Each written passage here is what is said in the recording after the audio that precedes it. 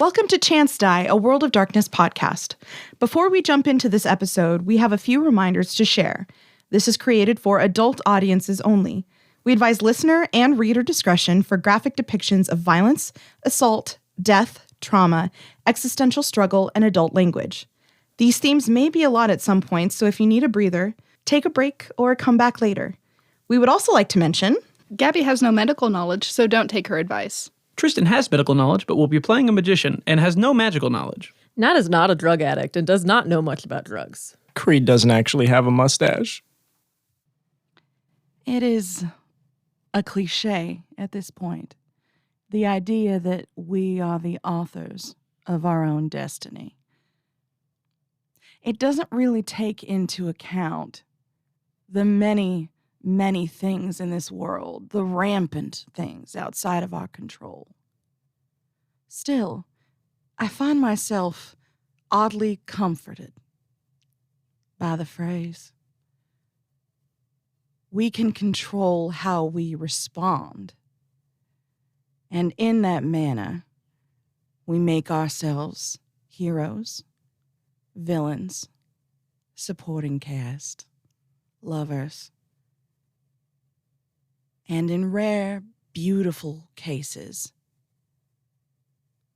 a complicated human just trying to do the best they can.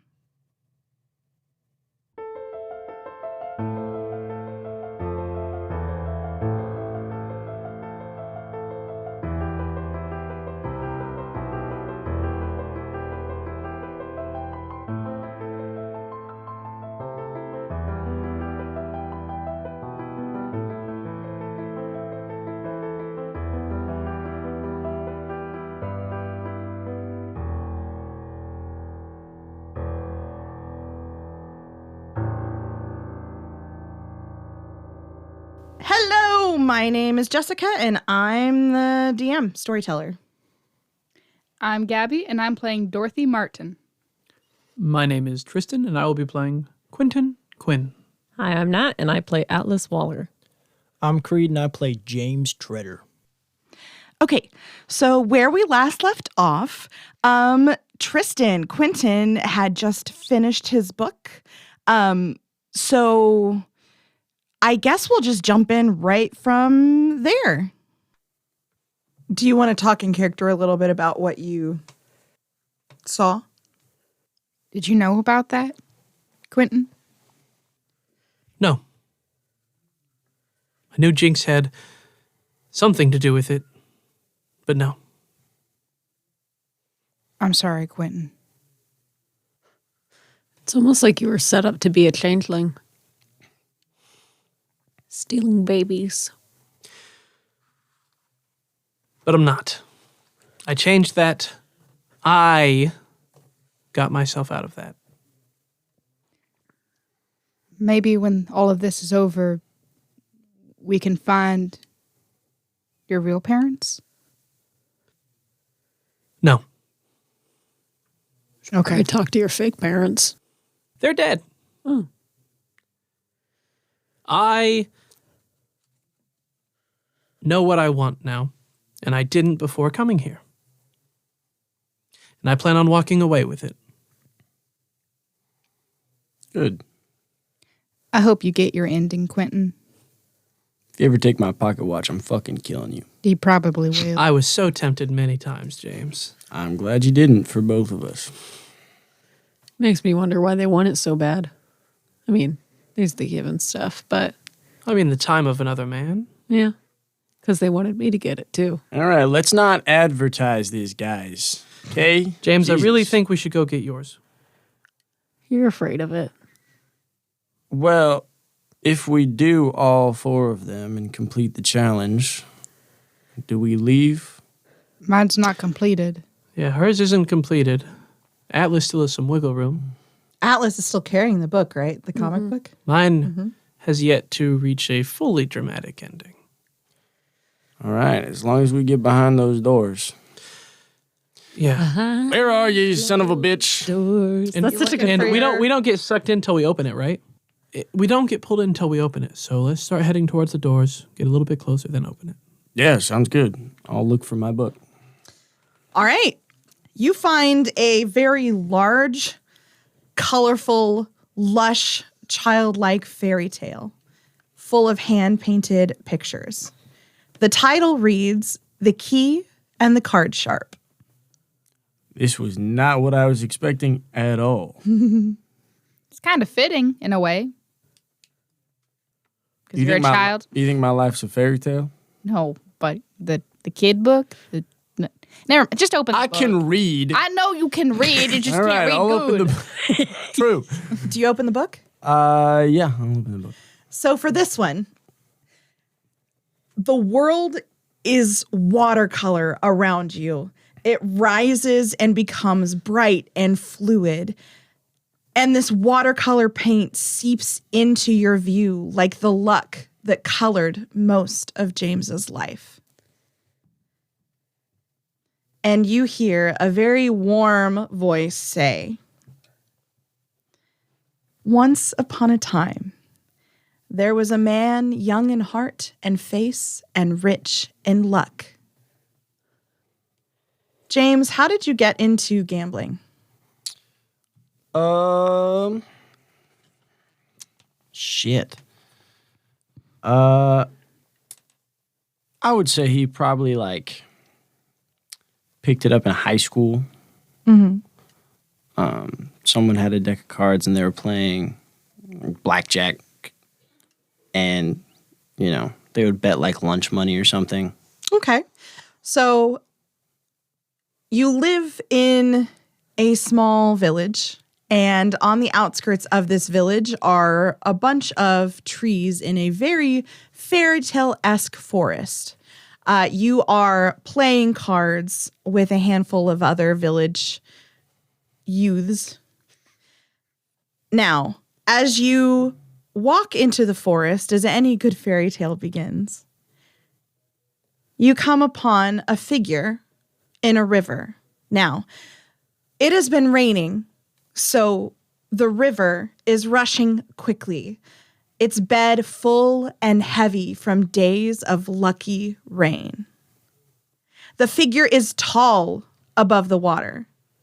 So, James, you figure it can't be that deep, for the figure stands easily over this rushing river.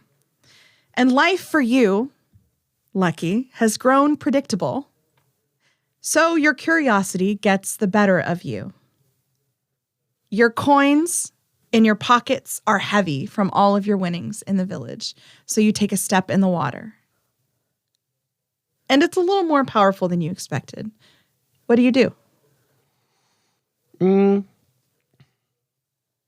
I think he just buckles down and, gets excited for a challenge. Still a little carefree. So he takes another step and another step. Unaware of the danger, the coins in your pockets drag you down and you begin to drown. This figure, who is it? I think it's a woman. A lady of the river. Mm-hmm. Okay. So she pulls you out. And who's playing her? Dorothy. Okay. This figure makes sure that you are breathing, but just barely. And make sure that you are all right enough. In a very controlled, powerful voice. You were almost lost there. Yeah. Guess it was stronger than I thought. Let me assist you. And she takes him to the other side of the river. Perfect. She tells you there that you have until midnight to make your dreams come true. And then you pass out on the riverbank. When you wake up, the sun kind of shines on your face, warm, almost too hot. Bedraggled, pockets full of even more coins somehow, You wake and walk from the riverbank into a meadow that you didn't realize was there. There, you see a beautiful fairy flitting about and then nestling in the flowers. What does she look like? I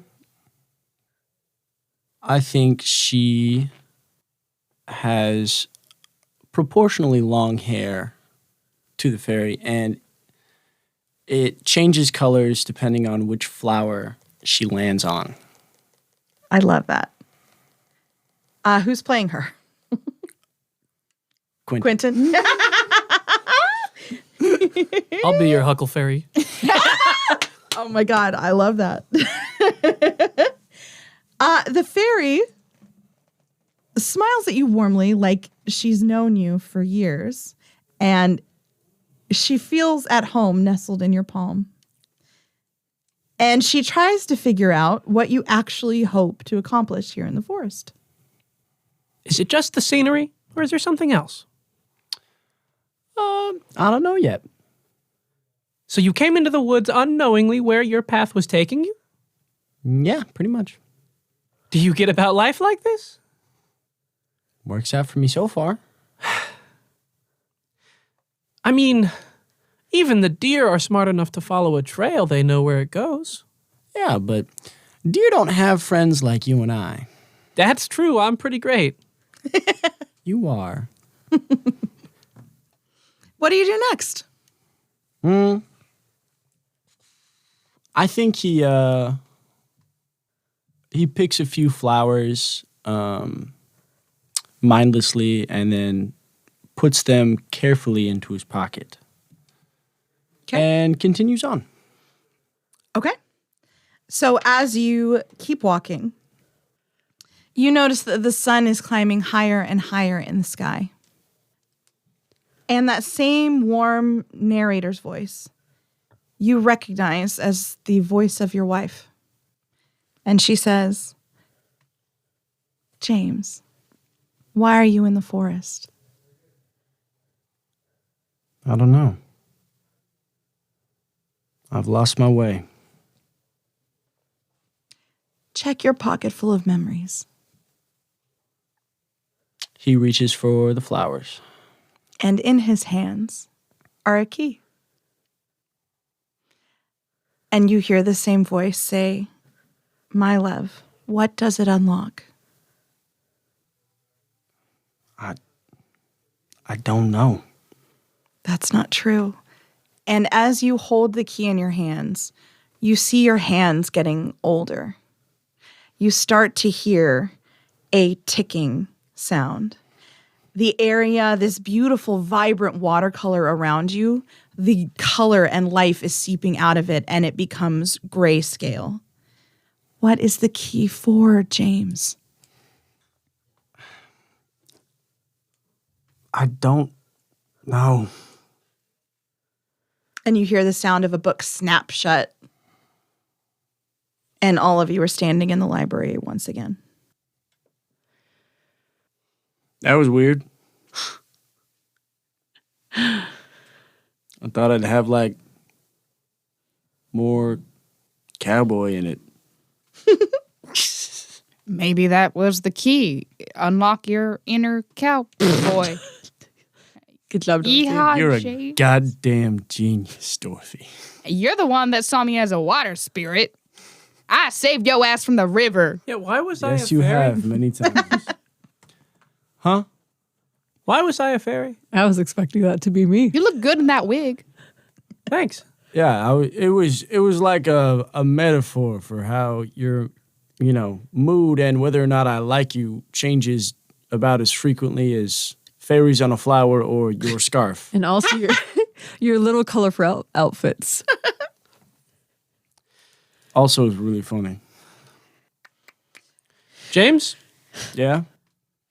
by midnight, accomplish your dreams? Yeah, that part was new. He's going to just glance at the pocket watch. I don't think it really is that new. Hey guys, you hear from back at the double doors at the back. Yeah. Oh my God, girly. Yeah, hey, come back over here. Imelda has something. All right. Walk, walk, walk, walk.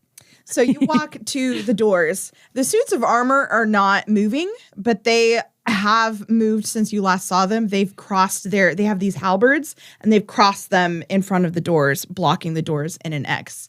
And Imelda's like studying them. And Girly was like, yeah, that was my bad. What did you do? Well, I knocked forcefully. Imelda, what did you have? Well, this is some kind of true fae inscription, incantation, something that primarily it's got several different types of magic on there from different entities, but we need to be able to open it somehow. But we need One of each? yeah. Puck! Quinn will just yell. Oh, okay. That's how y'all are. Puck will walk over. Oh, Is there a keyhole? There is not. Okay. But soft what light through yonder window breaks. That means what's up, babe? Thanks for translating. yeah, but yeah. Can you just forever now make your voice as deep as possible to translate what you think it is? Yeah. okay. What's up, babe? We need one of each to go through. Have you read your book? I grant I never saw a goddess go. My mistress, when she walks, treads on the ground. I loved it, babe. Thanks. This is a good decision you've made. Words are easy like the wind, and she's gesturing up above the doorway. And she touches her hands to her chest, and she gestures to the doorway. And then she pantomimes snapping something, like breaking something. The fault is not in our stars, but in ourselves. And she gestures to herself.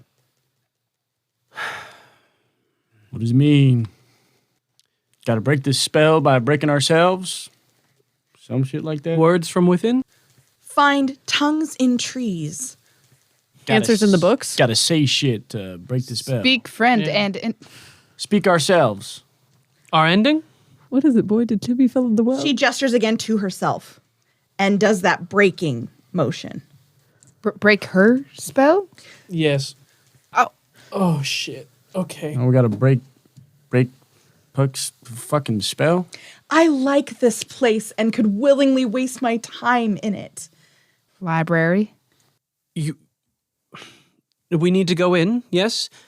And you are part of that. Puck. Do you have your book with you? She holds it up questioningly. If these are our stories, maybe we can change a few things. I mean, after all the world's a stage. All the men and women are merely players.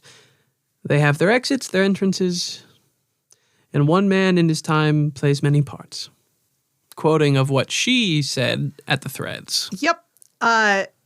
She smiles quietly but sincerely and then holds up the front cover of her book and it says, Puck's Sonnets.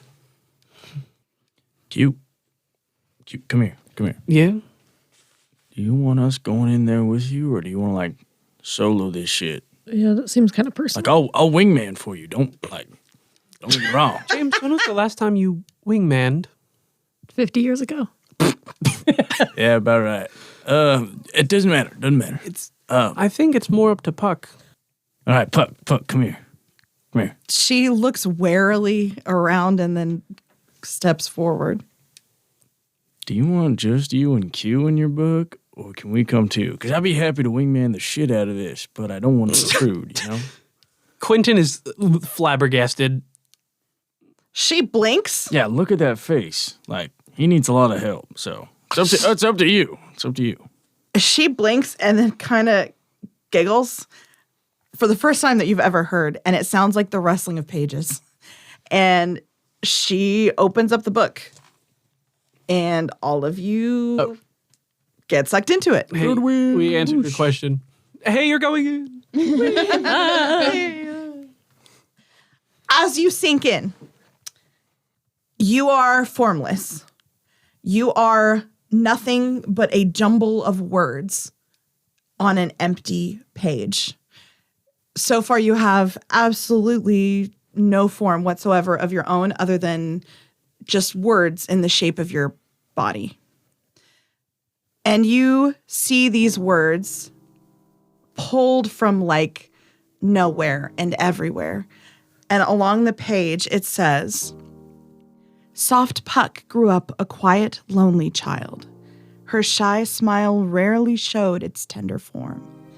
The silence grew to solace, hiding small, the art of conversation, not her norm. And you see a little Puck, like, in a corner, just kind of, like, looking out a window that's a few feet above her head. Like, just childlike and small and making herself smaller. In shelves of books she found adventures grew.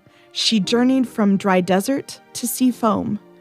Big eyes devouring winsome books and words, and nestled warm as wordsmith found her home. And then these words start to spread as Puck grows, and you see piles of books everywhere made of words that you can't read the titles to, but you see these words gain color, and the world around you gains form and light. Her passion drew forgetful fairies' eye. A scribe, said he, to carry secrets close. My ink fades quick upon a darkened page, and fragile words of hope will turn morose. For memories are what tie us to ourselves, the currency of blood and bond alike. And worse than death lies mind sieves hateful fog, an ever-coiling cobra poised to strike. And that's when you see a large, like, too large for reality figure behind her, and he reaches a hand out made of pages and words, and she tentatively puts her own hand in his, and he closes his over hers with a crumple of paper sound. And thus Puck played librarian for him, a sacred secret keeper midst the tomes. She watched as True Fae's mind bled with decay. His flowing contract rivers turned to stone. A soul friend bound in servitude did cry, "Oh, love, we must regain your memories fast. Too long have you maintained this blank facade.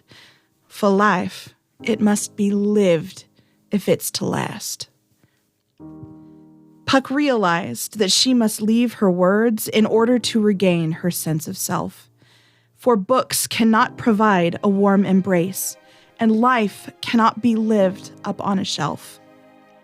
A deal was struck then in between the three. Her tongue the cost, and heavy was it paid. A curse to fight, and then a life to free. And thus, silence for secrets was the trade.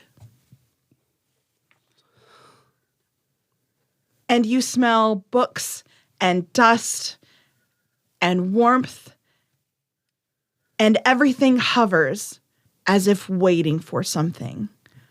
The words are in the air above you, and you can read them, and the pictures of words disappear. And the four of you stand with a frozen Puck on a page. So she's like in the page? Mm-hmm. Do you need some time to think about it? While Tristan thinks of a thing, what do I look like in this book? It seriously cool? looks like the shape of a man just wrapped in words. That's dope as fuck. Do the words like describe me? Does it say like handsome devil cowboy? It's actually roll. I think it would be an academic intelligence check. Fuck. Yeah, are they words pertaining to us or just That's a great question. Oh, that's a reroll. academics intelligence? Yep. 1 success. One success. Also, That's one a- success. Do I see the word handsome anywhere? No. Damn it. But I will say, how many did you get? Crit fail. Dorothy's still, what are these? Get them off me! Get them off me! 2. 2. Okay. You all do notice that it's descriptors, but Quentin, you notice that it's words from Shakespeare. It's Shakespearean words, like wrapped in you.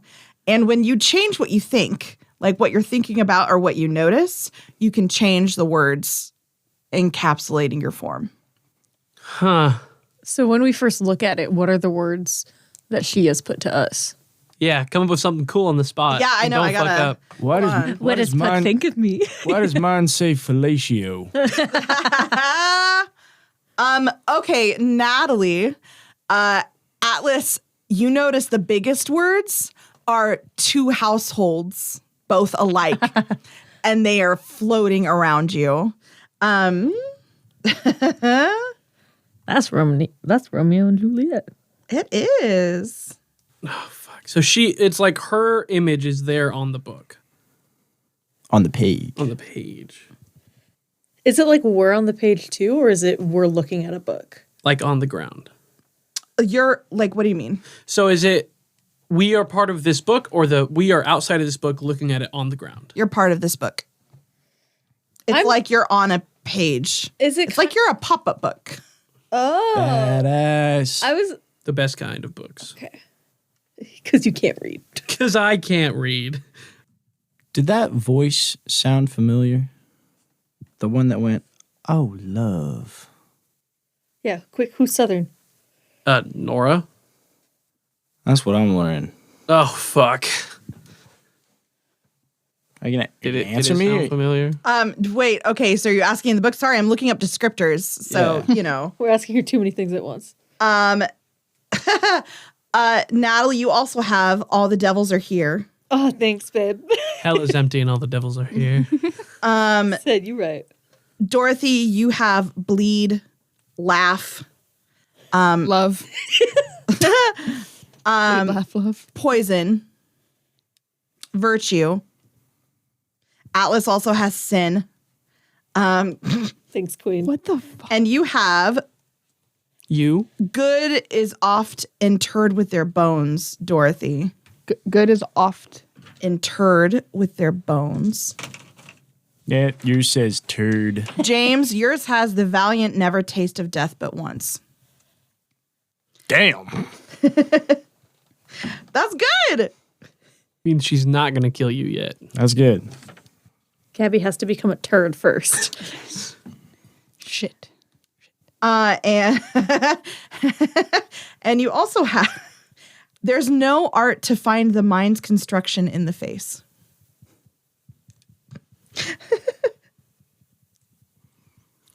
Yeah, I'll take it.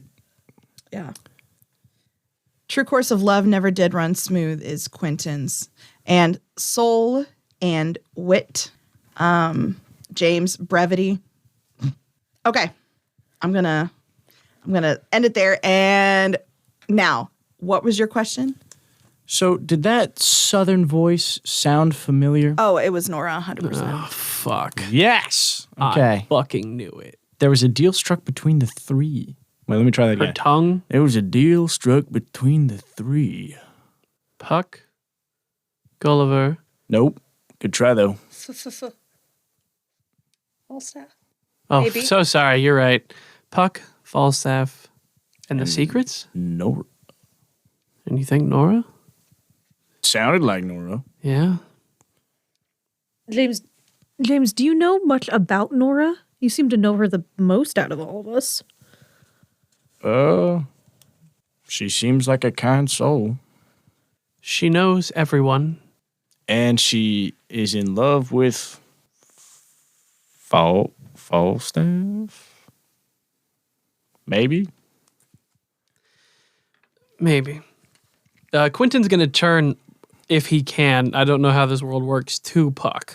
Oh, He's gone now. Is He she? went completely sideways. We're 2D imaging. He's now just a line. I'm still here, guys. Help me. I feel skinny.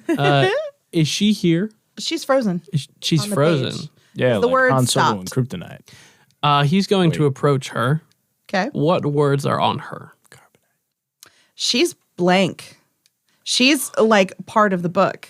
She's blank. She's in color. It looks like a picture. Like She has form. She's looks like Puck. like an illustration of Puck on the book. Exactly. Okay.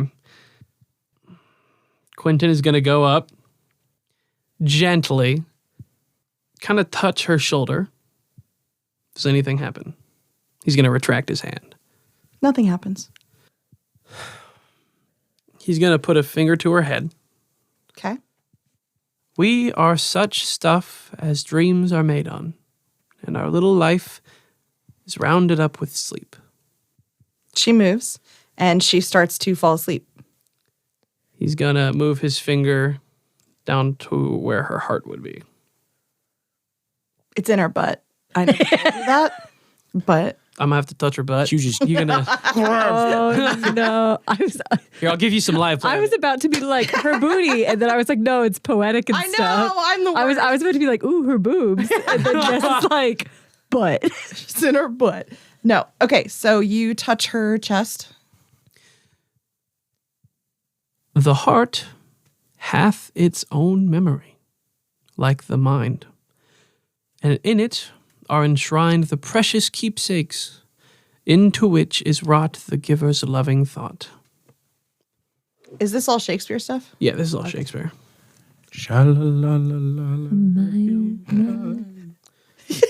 Don't be scared. You got the words prepared. Go on in. kiss Read the girl.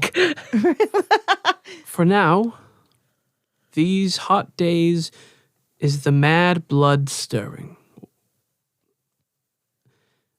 And I do love nothing in the world so much as you. Is that not strange? And I kind of imagine if she was like a blank white silhouette as he touched her head and put the dreams in, it kind of like words started kind of flowing a little bit from there. I love And that. as Yes. he's touching her heart, kind of more words are flowing from there. Mm-hmm. And then You can absolutely. This is great. This is what I want. You can absolutely exert your will over these stories. Yes. yeah, sweet.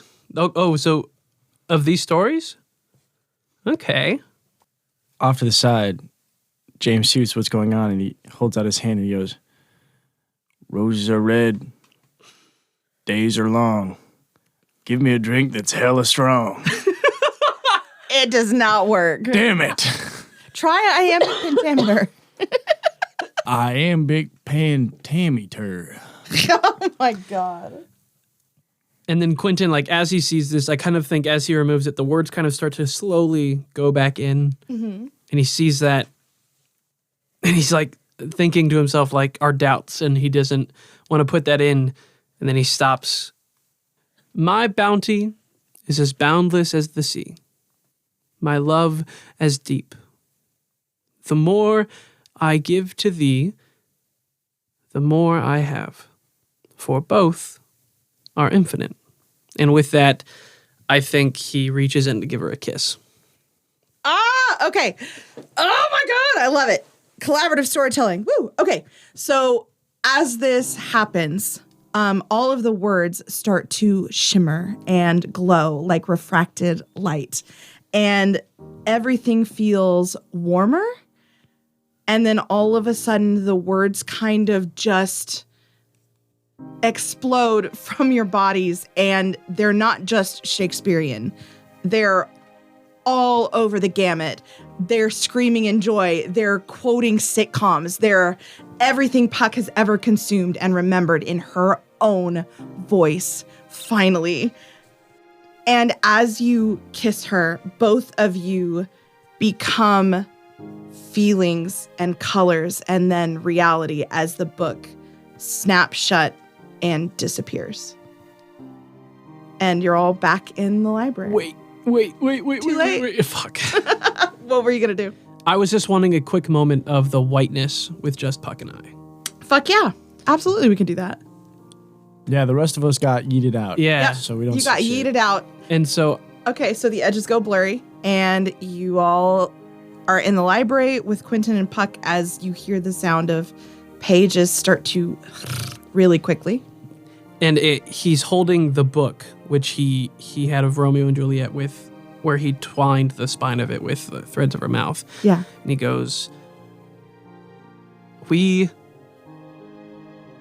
will see many places and visit many shores.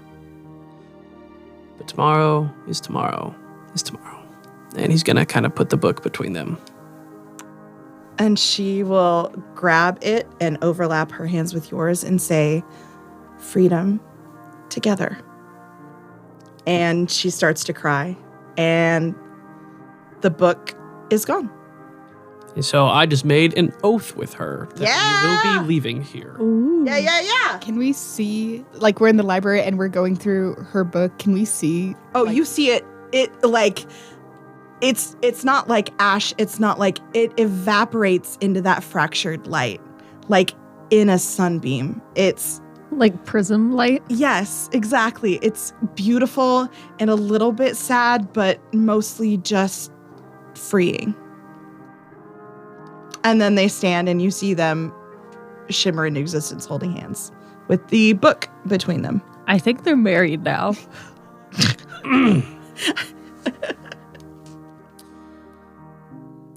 Congratulations. Yeah, that was slick as shit. Thumbs up. Anyway, Thanks, James. yeah. Oh, so these doors, right? I'm not crying. She's gonna look at the doors and take a deep breath and look at all of you. And tears start to glitter in her eyes again as she says, "Thank you. Truly, deeply, thank you. Now, how can I help?"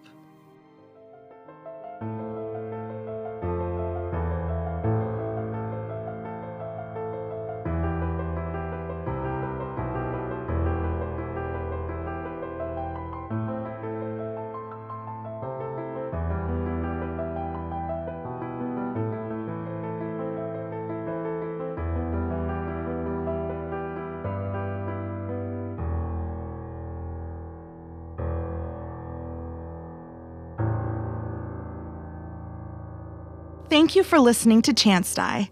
A special thanks to my lovely husband, Mark, for all the composition of our music, his technical wizardry, and of course, for putting up with all of our shenanigans, especially me.